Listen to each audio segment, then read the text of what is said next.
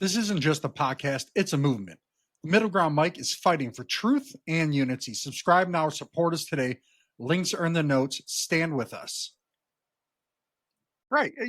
No, that's so thinking of that in relation to Charlie Kirk and those, what are like some of like the strongest reactions you've had to that book? Because I can imagine there's some folks out there that are probably like, holy cannoli. Yeah, I mean, the reactions have been really sort of mostly very positive. I know that the title is extremely sort of can be what word incendiary. It makes because the last part of the title, and by the way, just so everybody knows, you can get the book on Amazon and you can get it at Barnes and Noble, and I do have a website. But the full title is Deprogramming Democrats and Uneducating Elite: How I Escaped the Progressive Cult. And so calling it a cult does get a strong reaction from some people. But I think, once you start having a conversation with me, just like I think you can tell I'm not unreasonable. I don't hate people on either side. My whole thing is about everybody having control of their own mind and being able to ask questions and come to their own conclusions without being made to feel like they're an immoral bad person. And I think that's what has happened on the left as the JFK liberalism evolved into the progressive cult that we see today, is that if you don't toe the party line, it's not just that you disagree, it's that you're immoral, that you're a bad person, that you obviously don't care about other people who aren't like you. And I think once you start talking to me, you can see that that's not true with me. And I think that's part of it. But I there have been some, I get a lot of just called names. That's often what will happen.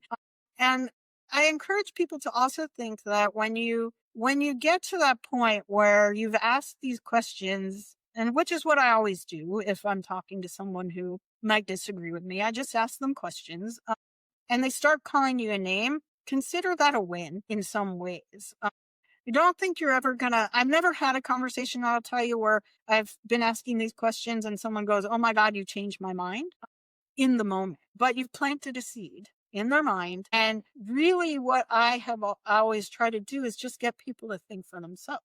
Just start asking questions yourself. And so, yeah, I've been called a lot of things. I've been, people tell me my book is gaslighting, it's propaganda. It's all the things that I'm accusing, or I shouldn't say accusing. It's all the things that I provide evidence and research about that I believe has happened from the establishment to both sides, but mostly, again, my experiences on the left. And, I think that, again, I want to reject the left-right dichotomy and put it into an establishment versus non-establishment perspective, in that if you push too hard against the establishment, whether you're on the left or the right, it's going to come after you.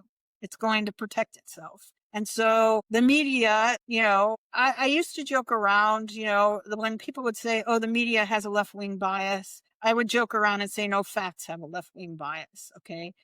And now I don't think that's true at all. I definitely do think that when you have like way more, a higher percentage of journalists, and I'm blanking, I do have all the numbers in the book, but when 8 out of 10 journalists view themselves as Democrats, you're going to have a left-wing bias, and news is no longer just, here are the facts.